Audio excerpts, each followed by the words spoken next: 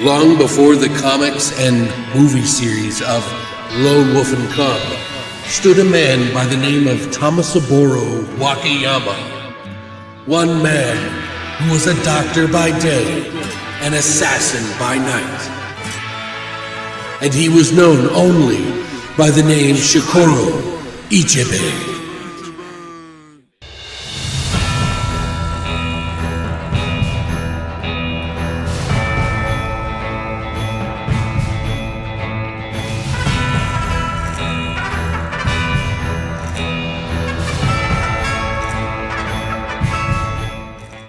What's up, guys, and welcome back to Beyond the Void Horror Podcast.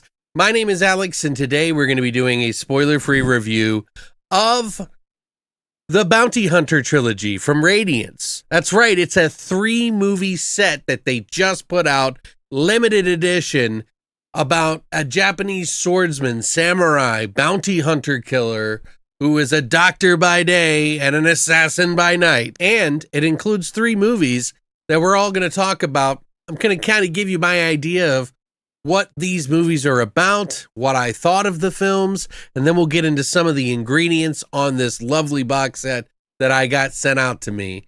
So let's check it out.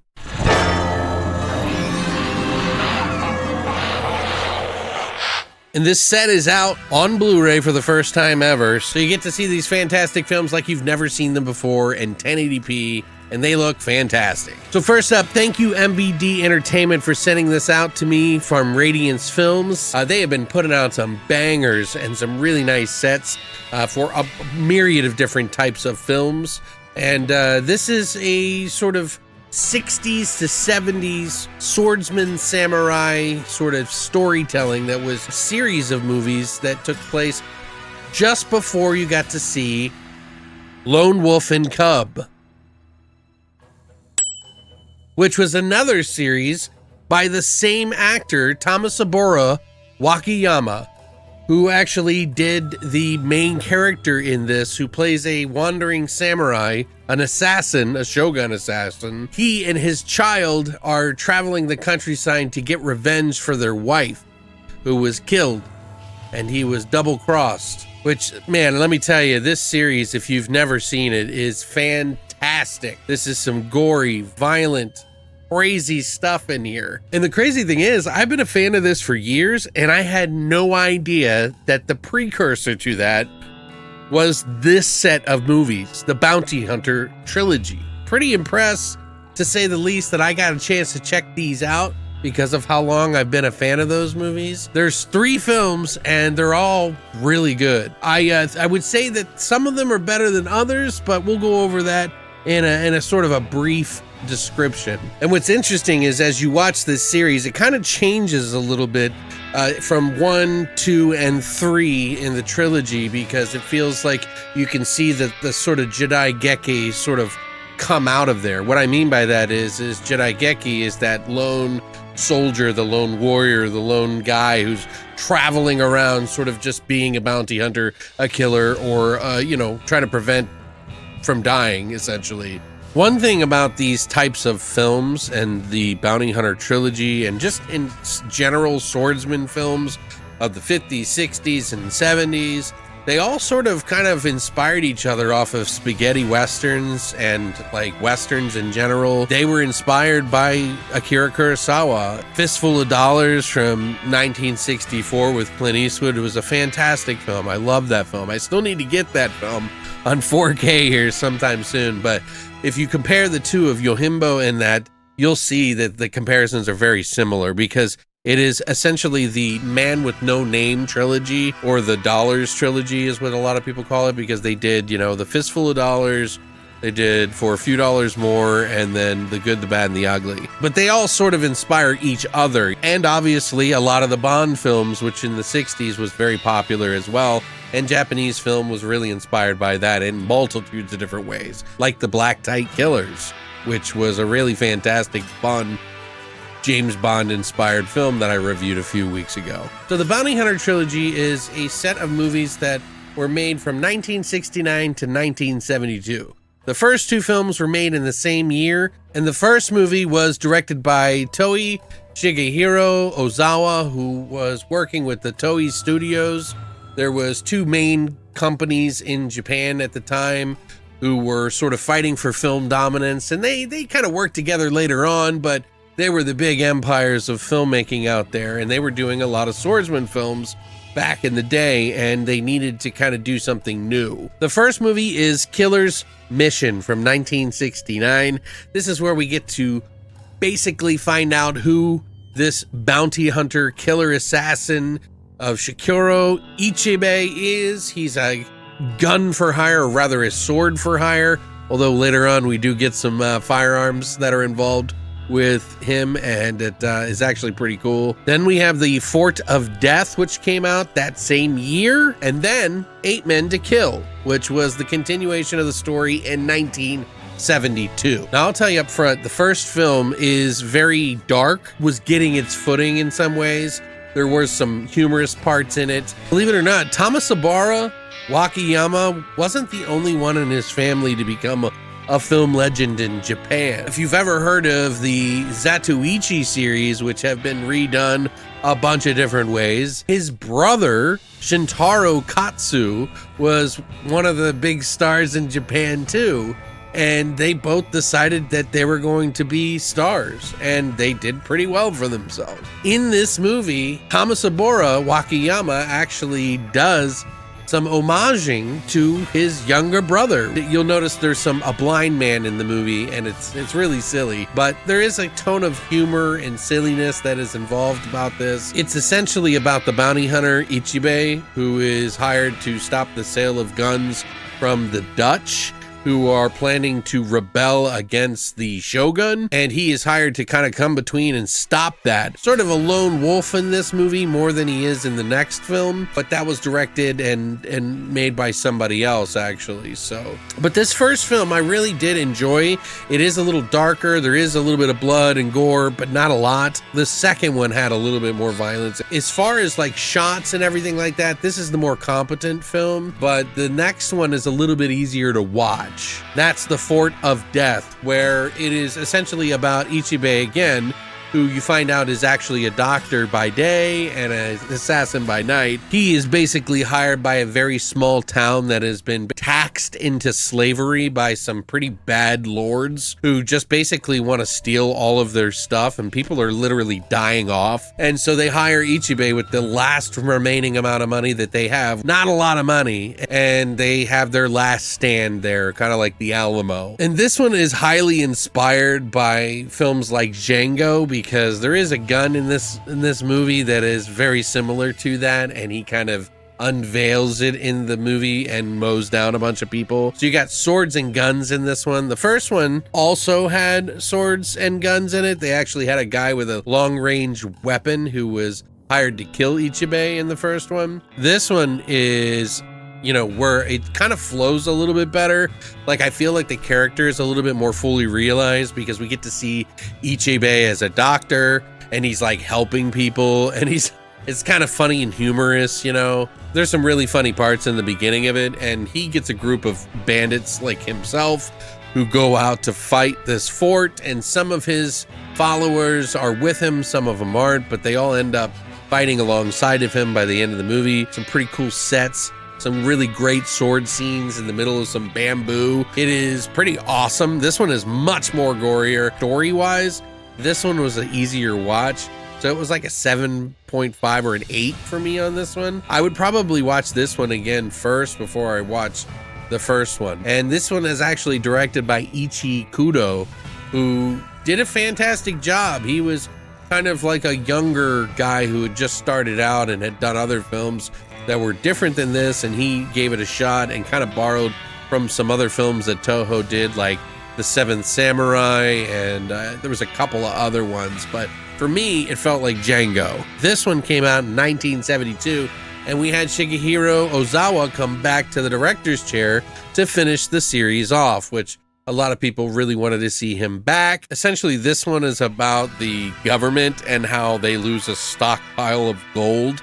Some rebels attack them on the road when they're transporting it, and some of the gold falls out and people find it, and then there's like, they take the lion's share of the gold and hide it. Some rebels find it, and Ichiban finds a man that comes to his doorstep who is screaming about pain in his stomach. Now, in the beginning of the movie, the guy finds some gold and almost gets found, so he swallows the gold, which has the stamp of the government seal on it. And so Ichiban pulls it out, goes to the government, says, hey, are you missing something? Presents a plan to go out there and find all their gold. But yeah, he's like, if you give me half or so, and they work out like how much they're going to give him to find this gold because these rebels took it. And then he goes out to track down these rebels and find out where the gold is by, just asking people and doing a little bit of sleuthing and fighting and swordsman. And it's pretty great. I think this one's probably my second favorite. All of these films are great. And I think that the first one is really kind of the start of something. So it didn't get itself fully fleshed out. The second one flows better, but I think, it's really close between these two. I really like the flow of both of these, and I love the character of Ichiban because he's kind of a bad guy who is not such a good guy, but he's also a bad guy that does good things. And he has a code, a moral ethics code to go out and save the good person. So it's not like he's a totally bad person. He just happens to be a bounty hunter in some of them. And in the first one, it feels a little darker, like he doesn't care about people as much as he does in the subsequent sequels. And I think, of course, that's what inspired the mangas of Lone Wolf and Cub here. And those mangas became a whole set of movies where he is sort of the good guy and he's fighting all these bad guys trying to kill him. But yeah, man, it's pretty close. I think if you are a fan of the Lone Wolf and Cub series, this is a must-have. Is it as good as the Lone Wolf and Cub? No. I like my Lone Wolf and Cub because not only is it silly, cheesy, and fun, it is extremely graphic in a lot of ways and very creative. These were also extremely fun, creative, and everything, and they're just a step down. But I think if you're a fan of the Lone Wolf and Cub series, you're gonna fall right into place with the Bounty Hunter trilogy. But yeah, man, I'm super excited about this set. This set looks fantastic. So what I'm gonna do is I'm gonna actually talk to you about it now and tell you all the ingredients inside so that you can make a decision for yourself. This set is actually a limited edition set. So I would highly recommend, if you're in the slightest bit interested, I would pick it up. It's really not that pricey either. I think it's like 40, 50 bucks for all three films. Now, I'm a little late to the game on this particular release, and it has done really well selling, but there are some places that you still can get it, including the MVD shop, which I will include a link down below. I think you can go on the waiting list for Diabolic DVD, and it's totally sold out on Radiance. So there are a few places. MVD I know and have bought from many times. The price is about $55 on there. I don't know if it's coming back, so I'm just giving you guys a heads up, I don't know if they're going to print more, probably. But yeah, I don't think they expected it to sell out as much as they did. Perhaps because it's, the first time on Blu-ray, that might have something to do with it. But let's hope that they put out more, and it is still available if you still want to pick it up. So, MVD is a great place to get a lot of movies from. But yeah, let's go over the ingredients on this baby and go over everything that's in it so you can see for yourself how beautiful this set really is. But let's get into it.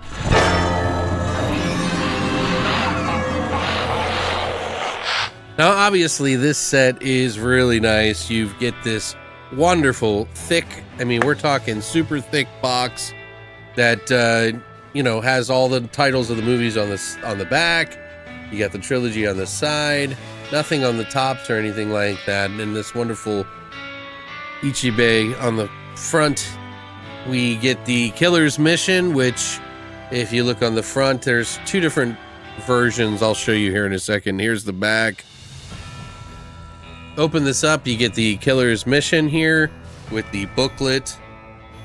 Underneath, you can see that there is a dual side here, so you can actually pick which side you want, whether it's red or white. Obviously, this is a 1080p presentation. It is in 235/1. We also get the mono PCM audio commentary on Killer Mission by critic and author Tom Mess.